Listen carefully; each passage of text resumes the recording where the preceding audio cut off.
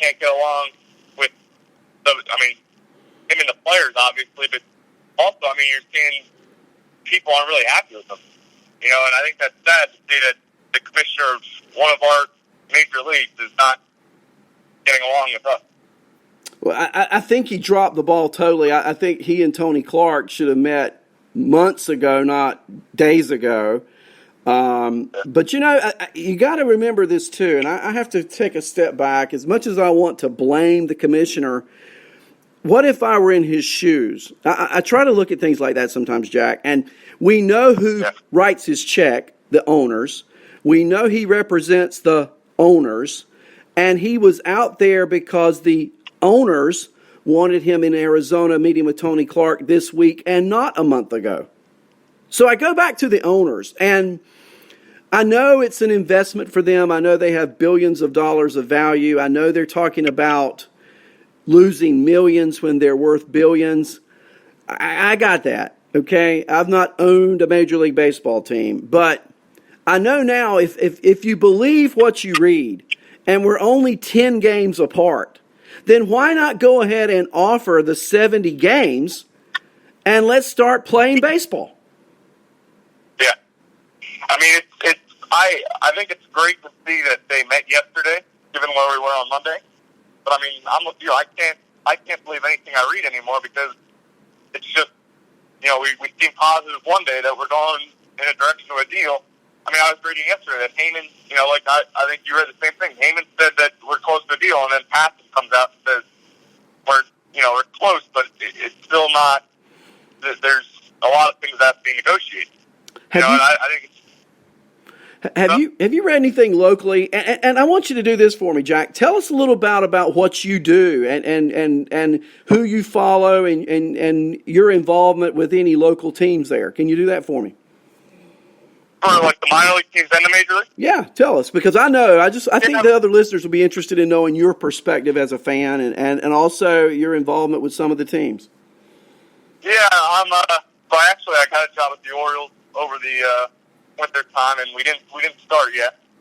But I was going to be on the tarp crew, so I'm bummed to not be.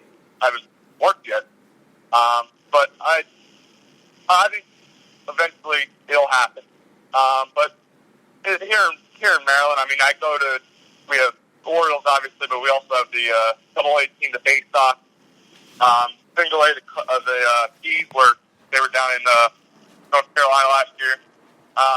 The Shorebirds, where Adley Rutschman was last year, they're a low A team, and then we have the Ironbirds. They're like a New York Penn League team. So a lot of baseball in this area, and we also have the Hagerstown Suns, who are the high A team for the Nats. And the Nats aren't far from us either. So a lot of good baseball in this area, and I'm happy to see. I was happy to see last year.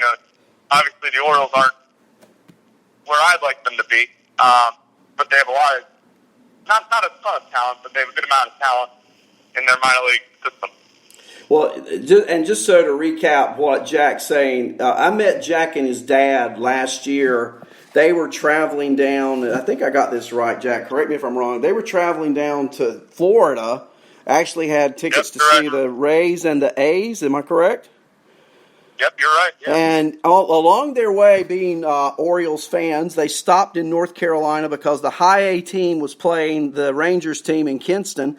And we sat beside each other. We'd never met in our lives. We sat beside each other, and we became friends. And we are in fantasy leagues together, Jack, if we can ever play. And we talk occasionally. And so Jack's dad called me, I don't know, probably back in March, wasn't it, Jack? And you were March, and you had just been selected by the Orioles to work on the field this year, which is. You talk about an honor, but let me tell you, Jack won't say this, but I will. Jack Youngblood is a great young man, and the Orioles noticed that, gave him this job. You're welcome, and you're going to be working on the field during games for the Orioles. Awesome. So I know that although this year there might not be a lot of games, I know that possibly 2021, I think we could have a full season. I think it's very headed in that direction. Hopefully, that we can have a full season in 2021. What did you think about Heston Kierstad going to Baltimore as pick 2? I was a little surprised. I mean, I'll admit I thought Austin Martin was going to be a lock, but I do think Kierstad. I think he obviously has a lot of pop, left-handed swing, but I think that I think it'll work out. I thought it was interesting to see that not only did the Orioles pass on Martin, so did the 3 and 4 teams. I think it was the Marlins and the Royals. And then the Blue Jays took him. So I was a little curious to see why. I never read up on it. I know he was going to have teams were going to have trouble signing him. So yeah, I mean, I was surprised by pick, but I think it'll work out. I think, from what I understand about the draft system, and I may not have the best understanding, it was all about dollars.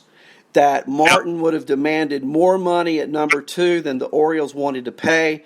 Kjerstad, they felt, was the next best bat. They wanted a power bat, and Kjerstad had the most power outside of the number 1 pick. I watched him play last summer. He was on the national team, and they played in Cary, North Carolina. They played in Durham, North Carolina. It was about a 5-game, 6-game deal where they were in North Carolina and before they went to Japan. Saw Kjerstad. Of course, I saw all the guys. Very impressed with their play. And so I think the Orioles, I think they got him a player there. I really do. I really do. Yeah, I mean, it's definitely, I think the kid has upside, ton of upside. Well, so I think it was a great pick. I want to leave you with one thought, Arnie, and nobody's been talking about it. And this whole discussion, they're saying they're going to play in home stadium.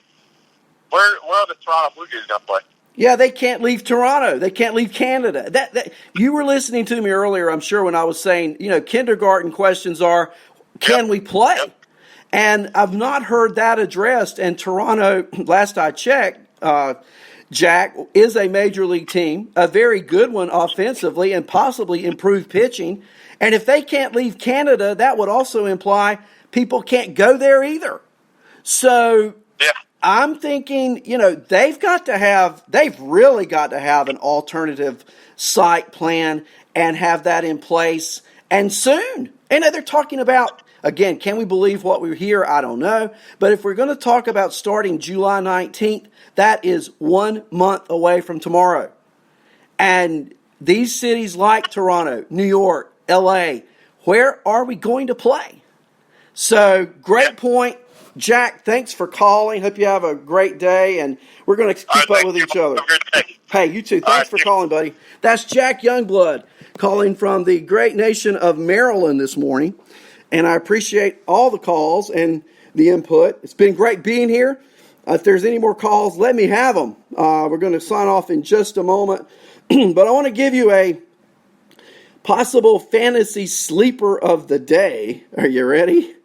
And I'm digging deep here. But how about A.J. Pollock for the Dodgers?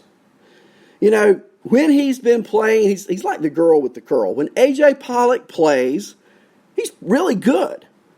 But he has a hard time staying healthy. Now, 60 games, 65 games, 70 games, I think he's an interesting pick. He's probably late round with just a few games to play, with the talent that he has.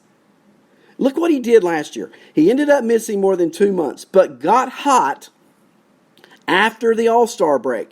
He hit .288 after the break, 13 homers after the break, 5 stolen bases after the break, with 227 plate appearances. Now, he's likely to platoon some, but remember, now we've got the talk of the universal DH, which is going to give a player like Pollock more opportunity. The question with Pollock, in my mind, is not ability, it's injury prone. It's will he be on the field? So I want to just leave you with that possible sleeper of the day for fantasy. There you go. And the DH rule in the National League is going to open up a lot of opportunity for a lot of players. And we've had other shows where we've talked about who those players could be. The Mets certainly are intriguing to me. Jonas Cespedes, very intriguing to me. The Cardinals with the 4 outfielders now have a spot for a DH. And I just can't wait to see what happens with Dylan Carlson this year. I think he could be Rookie of the Year.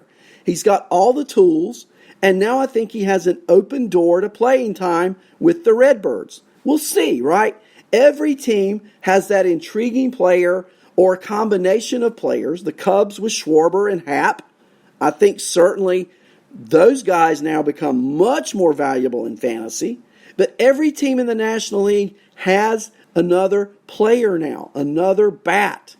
And it's just going to add to the intrigue of the season. So it would not be a show. It just would not be a show without my favorite Cub fan, my number one buddy in the broadcast industry. It's the one, it's the only, the great Phil Chaplin. Good morning, Chappie.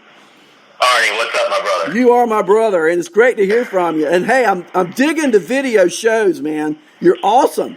Great analysis on starting pitchers, and I assume we're just going to pick up with that next Tuesday night. Am I right? I am totally down with that. It's funny because every week I try and get further along than I do. So, but I think it's fun to talk pitching. And I think Andrea brought up a great point when she was talking about, like, you're totally changing your thought process on how you're attacking the pitching position. You're looking at guys with established floors now, right? You're looking at guys with who have repeated abilities. So, like we were talking last week about guys like Luis Castillo, about guys like, whereas Hinge and Ryu might be a little bit of a red flag initially. If you look at his career, maybe he just battled a couple years worth of injuries, and last year he's back to full health. So I think it's really interesting in how we're going to go about making our lists and valuing players in this very restricted short season. Well, your analysis on Verlander and Greinke is great. I loved it. I think my initial knee jerk is, as I said to you, because I'm a knee jerk kind of guy, is Verlander, of course. But then when you started looking at the numbers, and guys, if you missed the show, go on Facebook, go different sites, pull it up. It's on demand. Look at what Chappie and hear what Chappie had to say about these pitchers. And Luis Castillo, I like him best of all on the Reds this year. I really do. But there are other players who are intriguing to me.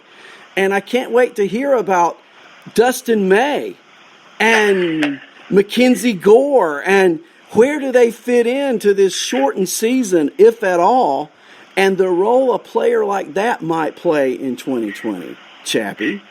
Yeah, no, it's really interesting, right? Because especially with the Dodgers, if you look at that situation there, a guy like Dustin May gets squeezed, in my opinion, right? Because here you have the big two at the top. You got David Price, and you got Julio Urias, who they've already announced is going to be in the rotation. That leaves you one spot with a whole hell of a lot of talent trying to fill it out. I'm wondering if the Dodgers go to an opener. I've thought about that with their team and with the expanded roster, and just think about May as an opener if they went that route and he went the 2 or 3 innings. And then you throw in, you've got the bullpen that is so deep out there.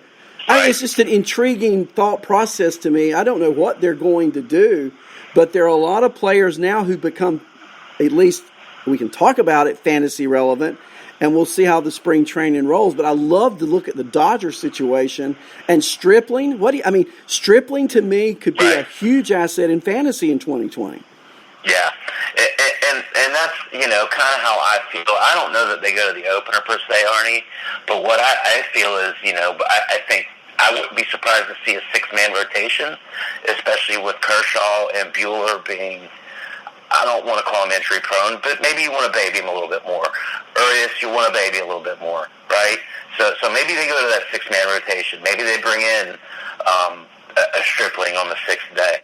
But boy, what a great problem to have. And I can't think of many other teams that have that much depth at the pitching position. It's crazy good.